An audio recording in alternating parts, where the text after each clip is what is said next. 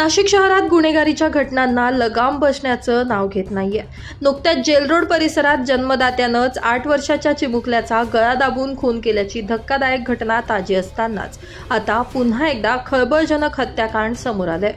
ही घटना घडली आहे काल रात्री दिनांक 1 मेला 11:30 वाजेच्या सुमारास नाशिकच्या जेल रोड परिसरातील मोरेमळा बालाजीनगर भागात। पोलिसांकडून मिळालेल्या माहितीनुसार निलेश पेखळे या व्यक्तीचा अवैध दारू विक्रीचा व्यवसाय, त्याच्यावर रेकॉर्डवरील गुन्हेगार हितेश डोईफोडे हा सतत पैशांसाठी दबाव टाकत होता। त्याच्यात मागील काही दिवसांपासून वादही सुरू होते। काल रात्री हितेश डोईफोडे पुन्हा निलेशच्या घरी येऊन दमदाटी करत होता। वाद विकोपाला गेल्यानंतर निलेश पेखळे यानं संतापाच्या भरात धारदार शस्त्रानं हितेशवर डोक्यावर आणि खांद्यावर पाठीवर गंभीर वार केले। या हल्ल्यात हितेश डोईफोडे याचा जागीच मृत्यू झाला। घटनेनंतर निलेश पेखळे स्वतः नाशिक रोड पोलीस ठाण्यात हजर झाला असून पोलिसांकडून गुन्हा दाखल करण्याची प्रक्रिया सुरू आहे। मात्र घडलेल्या या घटनेनं नाशिकमध्ये एकच खळबळ उडाली आहे। ब्युरो रिपोर्ट, नाशिक माझा न्यूज, नाशिक।